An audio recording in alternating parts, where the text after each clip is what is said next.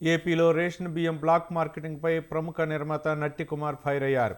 ఏపీలో పేద ప్రజలకు దక్కాల్సిన ప్రభుత్వ సబ్సిడీ రేషన్ బియ్యం బ్లాక్ మార్కెటింగ్ భారీగా జరుగుతోందన్నారు. దీనిపై తాను 7 సంవత్సరాలుగా కంప్లైంట్ చేస్తున్నా పట్టించుకోలేదని చెప్పారు.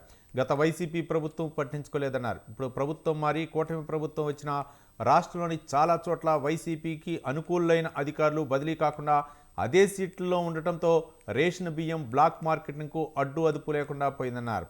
ఇచ్చాపురం నుంచి అనకాపల్లి, కాకినాడ వరకు ఉన్న కొన్ని రేషన్ షాపుల నుంచి రేషన్ బియ్యాన్ని అక్రమ రవాణా చేస్తున్నారని నట్టి కుమార్ తెలిపారు.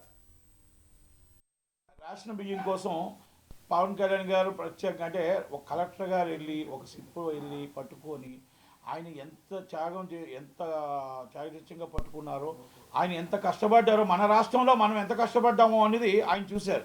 పవన్ కళ్యాణ్ గారు ఇమీడియట్లీ నాదెండ్ల మనోహర్ గారు అందరూ కూడా వెళ్ళడం జరిగింది.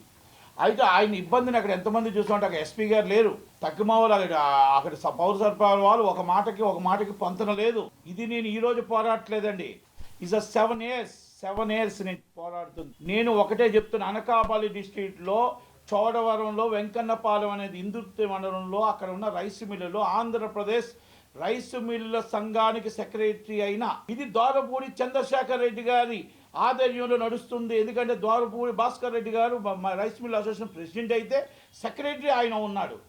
ఇది నేను ఈరోజు చెప్పట్లే. అనకాపల్లి డిస్ట్రిక్ట్లో ఒక 10 లారీలు వెళ్తే దాన్ని ఏదో తురుపు కోసం ఒక తక్కువ మోతాదులో కేసు రిజిస్టర్ చేస్తారు. ఇది